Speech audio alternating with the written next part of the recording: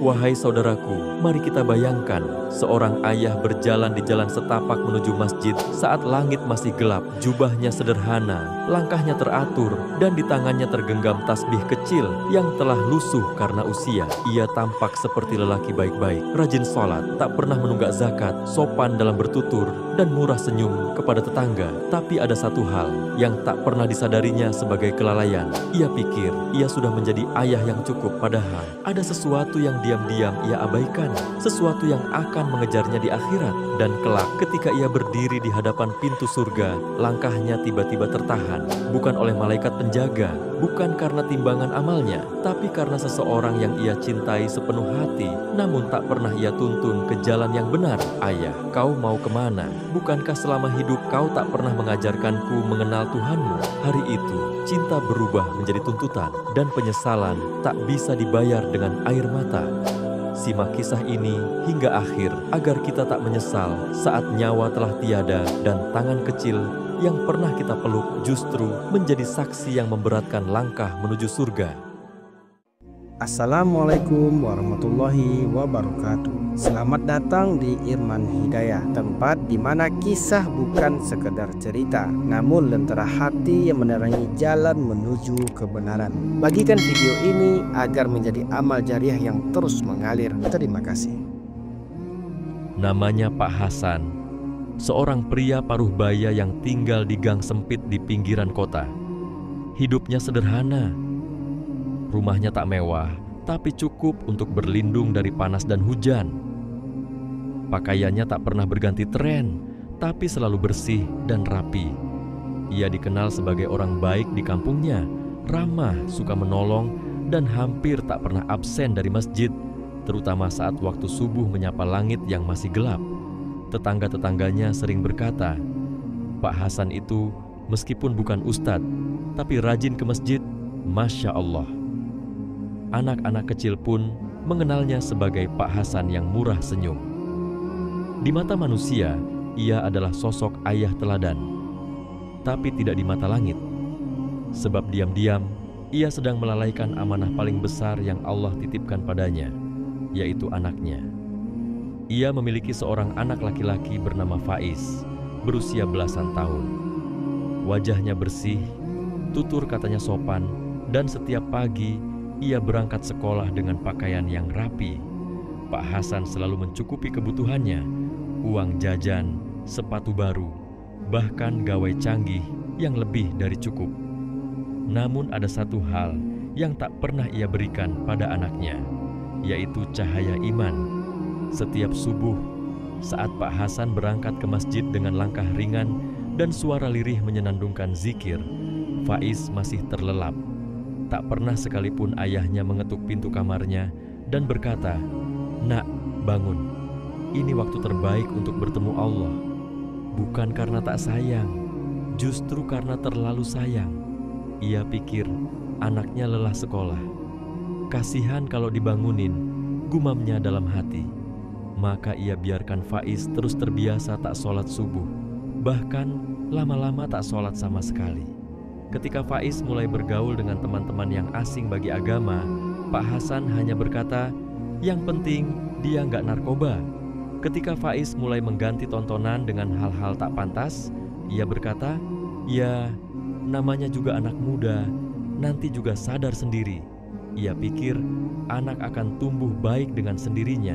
Ia pikir cukup menjadi ayah yang membiayai hidupnya.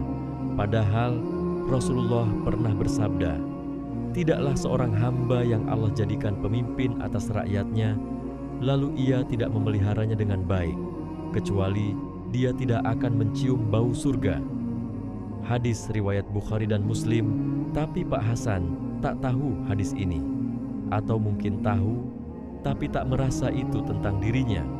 Hari demi hari berlalu, Faiz tumbuh dalam dekapan kasih sayang, tapi bukan dalam bimbingan iman.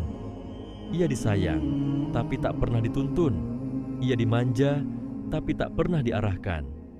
Bahkan ketika azan maghrib terdengar dari surau depan rumah, Faiz tetap asyik bermain game, dan Pak Hasan hanya melirik tanpa berkata apa-apa.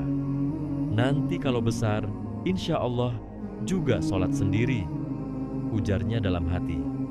Tapi waktu tak menunggu kesadaran, dan kelalaian kecil itu sedang tumbuh menjadi kehampaan besar yang akan menjerat langkahnya sendiri kelak di hadapan takdir yang tak bisa diulang. Faiz tumbuh seperti anak-anak lain di lingkungannya. Pakaiannya bersih, sekolahnya terpenuhi, dan senyum ramah selalu menghiasi wajahnya. Namun, ada satu yang tak dimilikinya, arah. Sejak kecil, ia tak pernah diajak duduk bersama ayahnya untuk belajar membaca Al-Quran. Tak pernah dikenalkan nama-nama Allah yang indah. Tak pernah dijelaskan mengapa sholat itu penting. Hari-harinya penuh tawa dan hiburan, tapi kosong dari makna. Ketika temannya berkata, "Ayo ikut ngaji," Faiz menjawab, "Aku gak pernah diajarin." Saat ada ceramah di mushola dekat rumah, ia justru memilih bermain game dengan headset di telinga. Bukan karena ia membenci agama, tapi karena ia tak pernah diperkenalkan.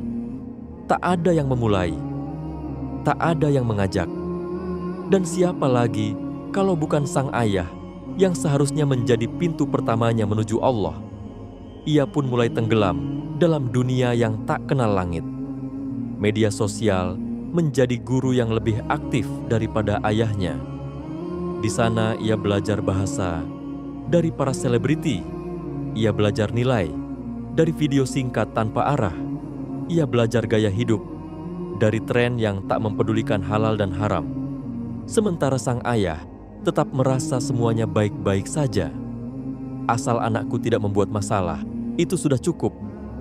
Asal dia pulang ke rumah, itu tandanya dia masih hormat. Asal dia sopan bicara, berarti dia anak baik. Padahal, di balik itu semua, Faiz hanyalah anak yang kosong. Ia tak tahu siapa Tuhannya. Ia tak tahu mengapa manusia diciptakan. Ia bahkan tak tahu bahwa hidup ini ada tujuan dan akhirat adalah kepastian. Pada usia 15, Faiz masih belum hafal rukun Islam. Ia tak tahu cara berwudu. Ia tak tahu perbedaan antara wajib dan sunnah. Dan ia pun merasa itu bukan masalah besar, sebab tak pernah ada yang memberitahu bahwa itu penting. Saat Ramadan tiba, Faiz lebih sibuk dengan jadwal bukber dan konten media sosial ketimbang bertanya bagaimana caranya menahan diri dari dosa. Ia jalani puasa seperti tren tahunan, bukan ibadah penuh cinta. Teman-temannya pun bukan yang menguatkan iman, tapi justru menertawakan agama. "Ngapain sholat? Hidup aja belum tentu bahagia," kata salah satu dari mereka. Faiz tertawa, ikut menyambung. "Betul juga, yang penting gak jahat kan?" Ia tumbuh menjadi remaja yang sopan di luar, tapi gersang di dalam. Sementara sang ayah masih merasa semuanya baik-baik saja. Masih berangkat ke masjid, masih tersenyum ke tetangga, dan masih mengucap, "Alhamdulillah, anakku sehat-sehat saja." Ia tak pernah sadar bahwa anaknya sedang berjalan jauh. Jauh dari Allah, jauh dari kebenaran, jauh dari jalan yang seharusnya ia tuntun sejak dulu. Dan setiap langkah Faiz menjauh, sejatinya ayahnya sedang diam. Mengantarnya, bukan dengan dorongan, tapi dengan kelalaian yang dibiarkan tumbuh. Lubang kosong dalam hati Faiz itu tak lagi kecil, ia makin melebar. Dan waktu tak pernah menunggu siapapun untuk menyadari kesalahan. Sampai akhirnya, waktu itu benar-benar habis. Fajar itu datang dengan langit yang kelabu. Burung-burung tetap berkicau, namun suara itu tak mampu menenangkan hati Faiz. Ia berdiri kaku di depan rumah yang kini dipenuhi pelayat. Wajah-wajah sedih memenuhi halaman, dan suara takbir sayup-sayup terdengar dari masjid dekat rumah. Ayahnya telah pergi, tiba-tiba, tanpa peringatan, tanpa pesan terakhir, tanpa waktu untuk memperbaiki. Sakit yang ringan malam tadi berubah menjadi kabar duka di pagi hari. Seorang tetangga menemukan sang ayah dalam keadaan bersujud, tak bernyawa saat hendak menunaikan sholat tahajud. betapa indah akhir hidupnya, tapi betapa getir yang dirasa oleh anaknya yang kini kebingungan. Faiz berdiri di samping jenazah dengan hati hampa. Orang-orang membacakan doa, ayat-ayat Quran mengalun dari para jamaah. Namun Faiz hanya menunduk, tak paham satupun. Ia tak tahu apa yang harus dibaca, tak tahu adab dalam menghadapi kematian, bahkan tak tahu bagaimana memandikan jenazah ayahnya sendiri. Saat panitia masjid menanyakan siapa yang akan menjadi imam sholat jenazah, semua mata memandang Faiz. Tapi ia geleng kepala. Dengan wajah malu dan suara nyaris bergetar, ia berkata, "Saya tidak tahu caranya, Pak." Suasana mendadak sunyi. Beberapa menunduk, beberapa menatap iba. Lalu salah satu tetangga maju, menggantikan posisi yang seharusnya diisi oleh sang anak. Sementara Faiz hanya berdiri, seperti orang asing di tengah prosesi kepergian orang yang paling dekat dengannya. Dan disitulah kenyataan menghantamnya. Ia menyadari betapa sedikit yang ia tahu tentang kematian, tentang akhirat, tentang Allah, tentang hidup itu sendiri. Sepanjang perjalanan ke pemakaman, Faiz duduk di mobil dengan wajah kosong. Air matanya menetes, bukan hanya karena kehilangan ayahnya, tapi karena ia merasa benar-benar asing terhadap semua yang terjadi. Tak ada satu doa pun yang ia hafal untuk dibacakan. Tak ada satu bacaan pun yang keluar dari lisannya saat liang lahat ditutup. Bahkan ketika semua orang mengangkat tangan berdoa, ia hanya memejamkan mata dan berharap Allah memaafkan ketidaktahuannya. Tapi benarkah itu cukup? Sebab dalam benaknya muncul satu pertanyaan. Mengapa aku tidak tahu semua ini? Mengapa tak pernah diajarkan? Mengapa tak pernah didudukkan dan diberi arahan? Mengapa ayahnya yang rajin ke masjid tak pernah mengajaknya duduk walau sekadar untuk mengenal Allah? Ia menoleh ke nisan yang baru saja ditancapkan. Di bawah tanah itu terbaring seseorang yang selama ini begitu dicintainya. Seseorang yang mencukupi makannya, mengantarnya sekolah, dan membelikannya sepatu baru saat lebaran. Tapi juga seseorang yang tak pernah mengajarinya makna hidup. Ia mulai bertanya-tanya dalam hati yang sesak, "Ayah, kenapa kau tak pernah membangunkanku sholat subuh? Kenapa kita tak pernah bicara soal surga dan neraka? Kenapa kau biarkan aku tumbuh seperti ini, kosong, buta, dan tak tahu arah?" Tapi ayahnya tak akan menjawab lagi, sebab ayahnya telah diam untuk selama-lamanya. Dan Faiz kini sendiri, berdiri di atas bumi, tanpa bekal, tanpa tuntunan. Malam itu, Faiz tak bisa tidur. Wajah ayahnya terus terbayang, tapi lebih dari rindu, yang mengganggunya adalah rasa hampa. Sebab ia merasa ditinggalkan, tanpa warisan paling berharga, yaitu iman. Ia sadar sang ayah telah memberinya banyak hal, pakaian, makanan, fasilitas. Tapi satu hal yang paling dibutuhkannya justru tak pernah ia dapatkan. Dan hari-hari setelah kematian itu, ia mulai bertanya, mencari, menggali, tapi semuanya terasa sulit karena ia harus memulai dari nol, dari lembar paling kosong dalam hidupnya. Dan waktu terus berjalan menuju hari perhitungan yang tak bisa dihindari. Hari itu, hari di mana bumi berguncang keras, langit terbelah, gunung-gunung beterbangan seperti kapas, lautan mendidih, dan manusia berhamburan seperti laron. Mereka tak tahu kemana harus berlari, sebab tak ada tempat untuk lari. Inilah hari kiamat, hari di mana semua amal ditimbang, hari di mana setiap jiwa akan berdiri sendiri di hadapan Allah. Dan di padang mahsyar yang luas itu, berjuta-juta manusia mematung, menunggu keputusan. Wajah-wajah mereka penuh cemas, mata mereka kosong. Tak satu pun berani berkata-kata, kecuali dengan izinnya. Di tengah kerumunan itu, tampak Faiz, tak lagi seperti remaja kosong. Wajahnya keras, matanya menyala, dan tangannya menggenggam sesuatu yang jauh lebih berat dari dunia. Penyesalan, tapi penyesalan itu bukan miliknya. Penyesalan itu ia bawa untuk seseorang yang telah meninggalkannya. Ia menatap lurus ke arah barisan orang-orang yang bersinar. Salah satunya adalah ayahnya. Sang ayah berdiri di antara orang-orang soleh. Jubahnya bersih, wajahnya tenang, berharap mendapat naungan dan kasih dari Tuhannya. Ia tersenyum lega, merasa bahwa hidupnya dulu cukup baik. Ia tidak mencuri, tidak mabuk, tidak berzina. Ia rajin ke masjid, berbuat baik pada tetangga, menafkahi keluarga. Ia merasa pantas untuk masuk surga. Tapi tiba-tiba suara keras memecah keheningan. "Ya Allah, aku menuntut ayahku di hadapan-Mu."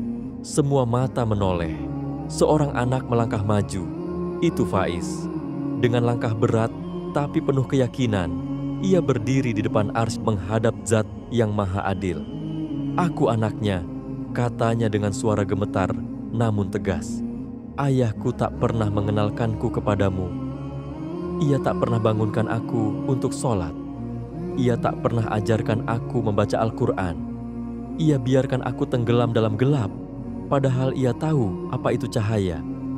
Ia pikir cukup memberiku uang, makanan, dan pakaian.